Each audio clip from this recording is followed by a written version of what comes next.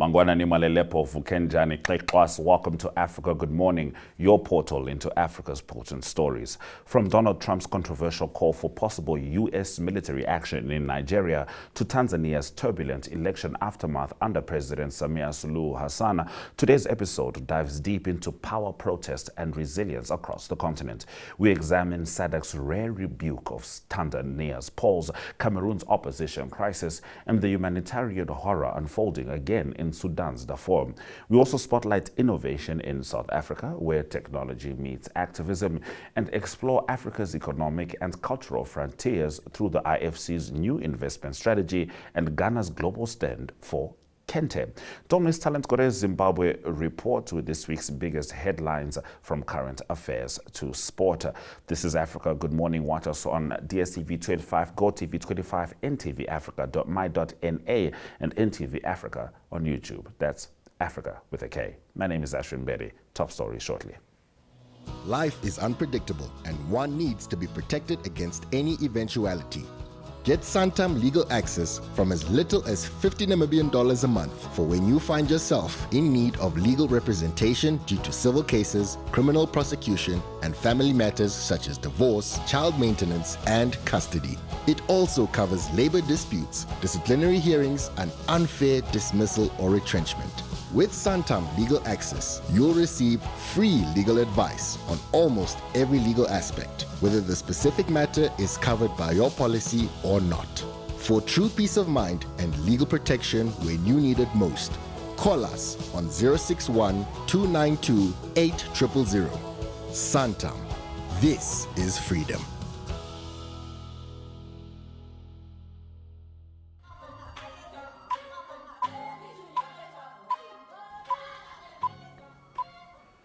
U.S. President Donald Trump has directed the Department of War to prepare for possible military action in Nigeria, accusing the government of failing to protect Christians from Islamist militants. Trump warned that unless Nigeria acts, he might send U.S. forces guns a-blazing and cut all aid to what he termed the now disgraced country. Defense Secretary Pete Hegseth confirmed the department was preparing for action, saying either Nigeria must protect Christians or the U.S. would kill the Islamic terrorists. Nigeria's presidential advisor Daniel Bwala welcomed support but stressed the nation's sovereignty, noting jihadists had attacked people of all faiths. President Bola Tinubu maintained that Nigeria remains religiously tolerant. Trump declared Nigeria a country of particular concern for alleged threats to Christians, despite reports showing both Christians and Muslims have been victims of violence. He claimed thousands were killed but gave no evidence. Bola described Trump's comments as well-intentioned and said Nigerians were not taking them literally, adding he hoped Trump and Tinubu would meet soon. Trump reiterated the U.S. could deploy troops or airstrikes to stop the alleged killings. Moving on.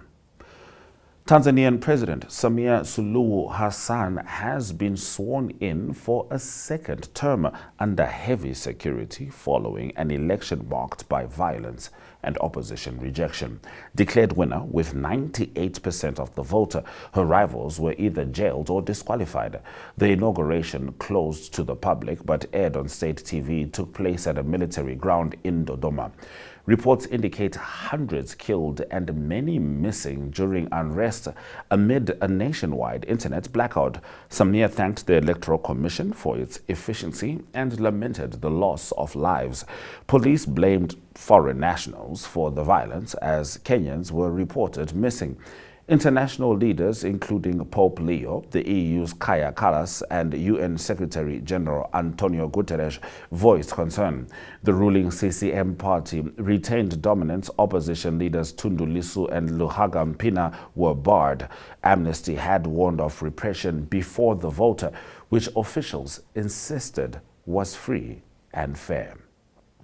But this is the SADC response. The SADC Electoral Observation Commission, led by Malawi's former Speaker Richard Msowoya, concluded that Tanzania's October election fell short of regional democratic standards. Observers covering 27 of 31 regions, reported that voters could not freely express their will. The mission cited opposition repression, internet shutdowns, and media bias.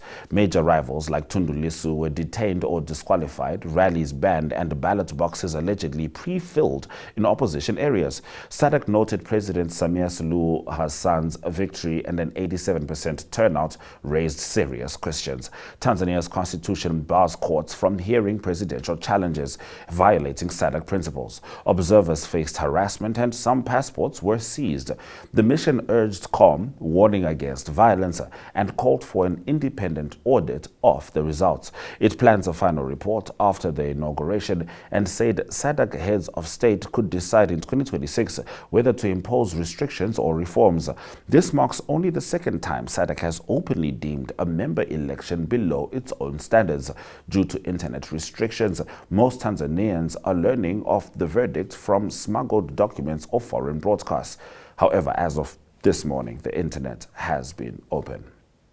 Cameroon's opposition leader, Issa Tchiroma Bakary, has reportedly fled to Nigeria amid violent post-election protests and threats of prosecution. Sources say he crossed through Yola before being airlifted to an undisclosed location. His home in Garoua has reportedly been protected by residents, while another opposition figure was arrested in Douala. Bakary claims he won October 12's election with 54.8% of votes against President Biya's 53.7%. But official results gave him 35.2. At least 4 people have died in clashes since the disputed poll. UN human rights officials condemned the repression and urged restraint from both protesters and security forces, demanding impartial investigations into deaths and abuses. France echoed calls for the release of those arbitrarily detained, stressing respect for democracy and the rule of law. Reports suggest opposition groups plan fresh nationwide protests rejecting the results. Despite government denials, rights advocates warn of escalating violence as tensions continue to rise, and this is following the disputed election outcome. Moving on. The head of the International Committee of the Red Cross, Mirjana Spolarich, says history is repeating in Sudan's Darfur region after reports of mass killings during the Rapid Support Forces capture of Al-Fashir. The RSF's takeover of the army's last holdout gives it control over a quarter of Sudan. The UN says hundreds were killed as fighters separated men from women before shootings began. The RSF denies targeting civilians. Now, Spolarich says the situation is horrific, saying tens of thousands fled and many more remain trapped without food or medical aid. She voiced concern about reports of a massacre at the Saudi hospital. The ICRC said people escaping Tawila are collapsing from exhaustion and wounds. Over 70,000 have fled since October 26, while about 200,000 remain missing. Now, she urged foreign backers to restrain warring sides. Rights groups accused the RSF of genocide, which it denies. She warned that modern warfare, especially drone use, is making conflicts deadlier and leaving nowhere safe anymore. The last of our top stories. After the murder of her pregnant 19-year-old relative in 2020, South African developer Leonora Tima created Grit, a mobile app using artificial intelligence to help victims of gender-based violence. Supported by Mozilla, the Gates Foundation, and the Patrick McGovern Foundation, Grit features Zuzi, an AI chatbot described as a warm aunt figure. The app records audio when users press a help button, alerting a rapid response center that dispatches aid. It also includes a secure quote-unquote vault for users to store photos, screenshots, and recordings as legal evidence.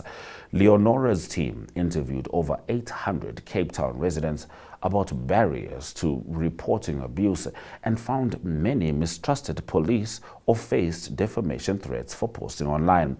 Grit now has 13,000 users and logged 10,000 help requests in September. Leonora says the app's goal is to restore control and trust for victims often failed by institutions. While activists praise the innovation, they caution AI tools cannot replace the empathy provided by human counselors and trained professionals. Those have been our top stories on Africa Good Morning. Shortly, we'll be talking to Talent Gore as she delivers the Zimbabwe report. But prior to that, It's the weather.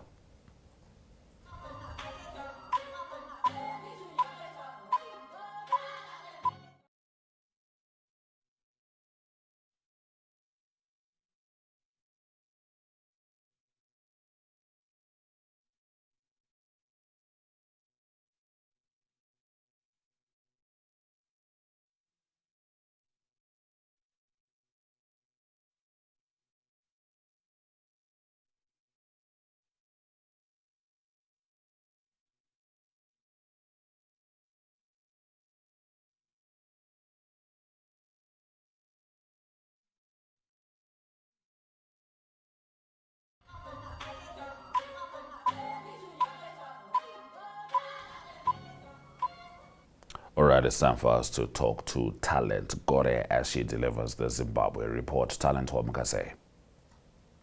Mamkase Africa. Tamuka Hedu.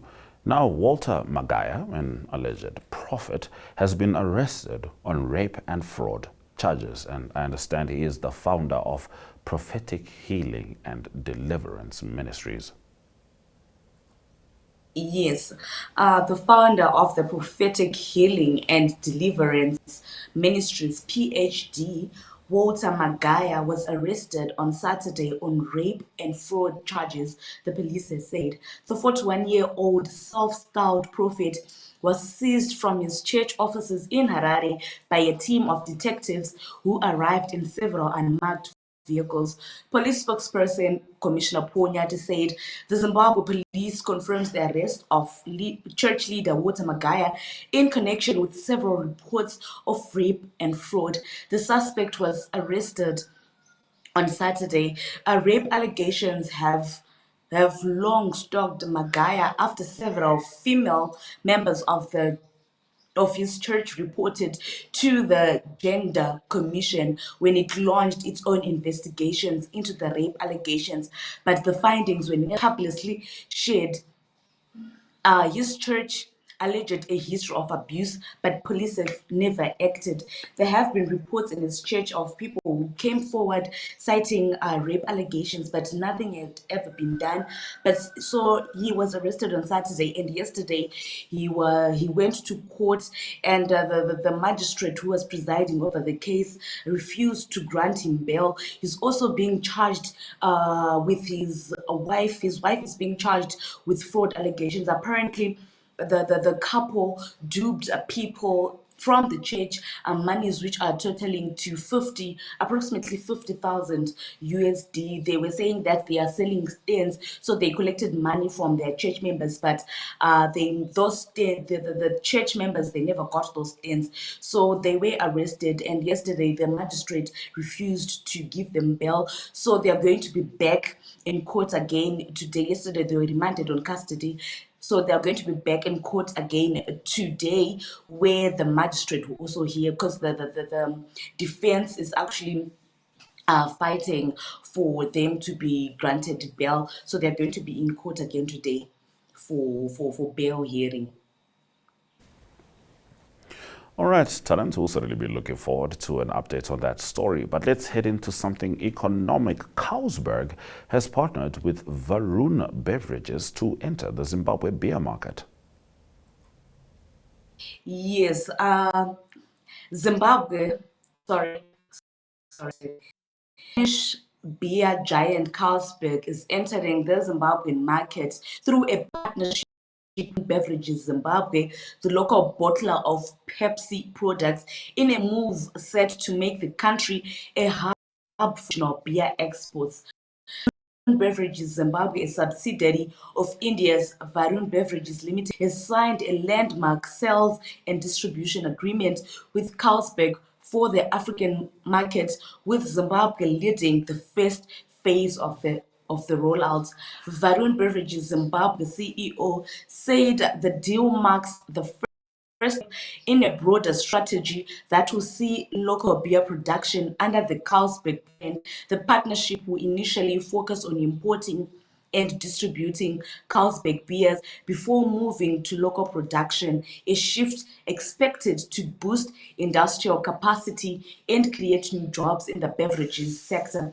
The deals on Varun's growing footprint in Zimbabwe, where it has invested heavily in beverage production since 2018. The company completed a 20 million United States expansion last year, adding new production lines for carbonated drinks and bottled water at its Harare plant. Varun Beverages currently produces and distributes Pepsi, 7-Up, Mirinda, Mountain Dew, Tropicana juices, Gatorade, Sting energy drinks, Crimbel milkshakes, Lipton iced tea, and Aquafina bottled water in Zimbabwe. This is quite a big step for Varun Beverages. All right, Talent, I'll see if they tempt me to move away from my beloved Zambezi lager. Moving on, staying with economy, the government has scrapped 11 license requirements to boost ease of doing business. Yes, the Zimbabwean government has scrapped 11 license requirements and consolidated fragmented local authority permits into a single unit license as part of broader reforms to enhance the ease of doing business. Well, this was said by the Finance, Economic Development and Investment Promotion Minister, Professor Mthuli Ncube. The development, he said, is designed to simplify regulatory processes for small and medium enterprises and formal businesses that operate under one roof with multiple lines, bakeries, butcheries, restaurants, takeaways, and food factories. Previously, some businesses were paying as much as 2,300 for a food factory license alone. He said the reforms aim to remove duplication and streamline approvals, particularly within the retail sector, one of Zimbabwe's fastest growing industries. Under the new system, local authorities will apply a scale license fee structure capped at 500 United States dollars, allowing smaller businesses to pay less while promoting formalization and growth of SMEs. Among the major reforms, bottle store licenses are no longer required for bottle stores operating within licensed retail shops. Retail and wholesale licenses will now be combined into a single license for shops conducting both operations.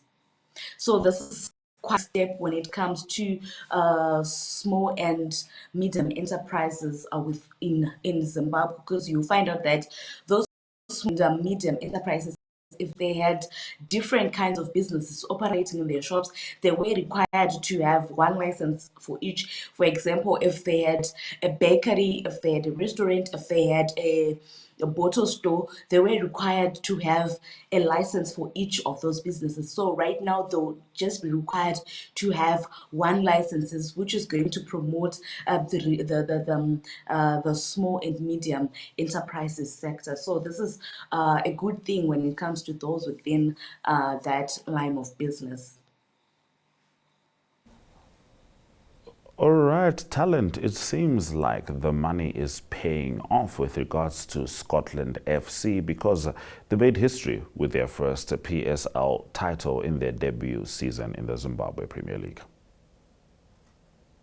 Yes, well, Scotland, if you remember very well, I think I did a story on when they joined the Premier League. But Scotland Football Club had just done what few dared imagine. They won the Castle League Premier.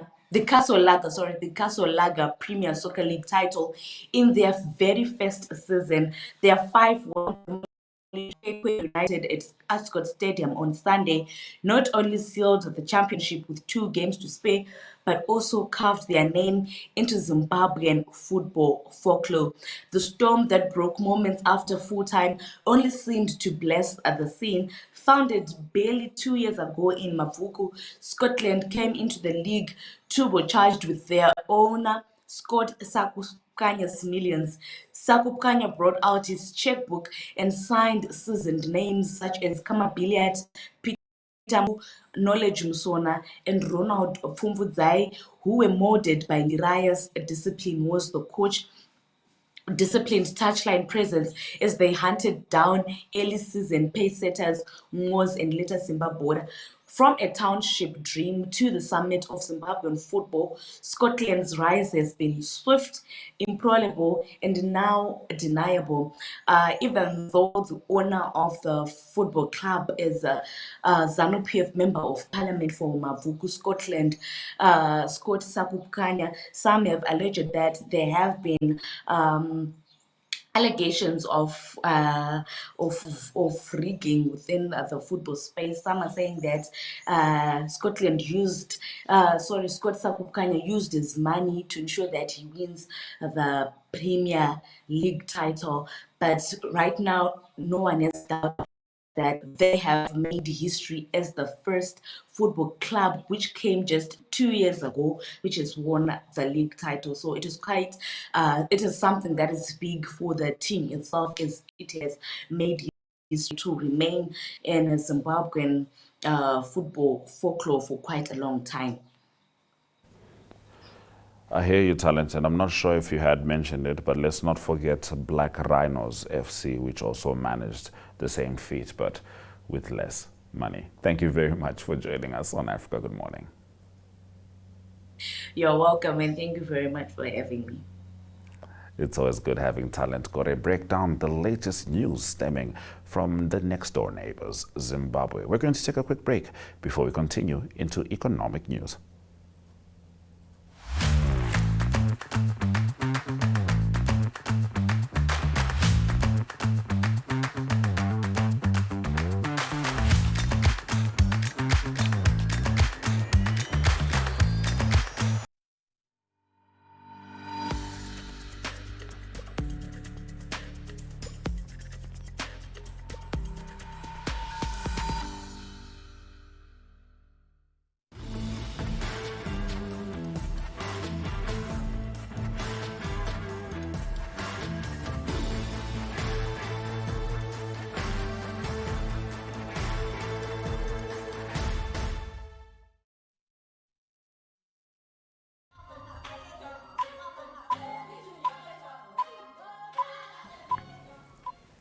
Let's get into the economic news on AGM.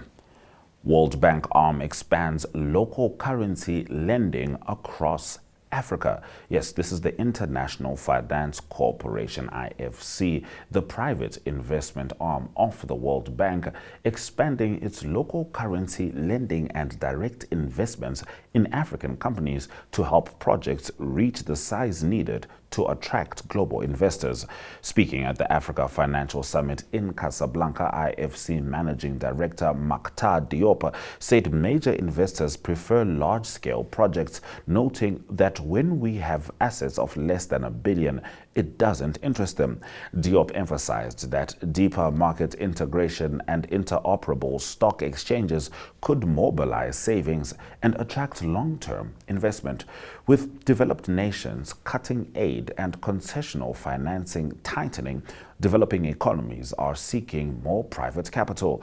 Local currency lending, already making up about 30% of IFC's portfolio, is seen as a safeguard against currency volatility. Last year, Africa accounted for over $15 billion of IFC commitments, mainly in debt and trade finance. The IFC also plans to collaborate with commercial banks to exchange dollar resources for local currency lines, aiming to boost financial stability and support regional market development. And in the last of our economic news stories, which is the last of our stories today, we are talking about Ghana's legal move to protect Kente. This is the Kente cloth. Ghana has taken a landmark step to protect its famed hand-woven Kente fabric by pursuing stronger intellectual property rights and geographical indication status.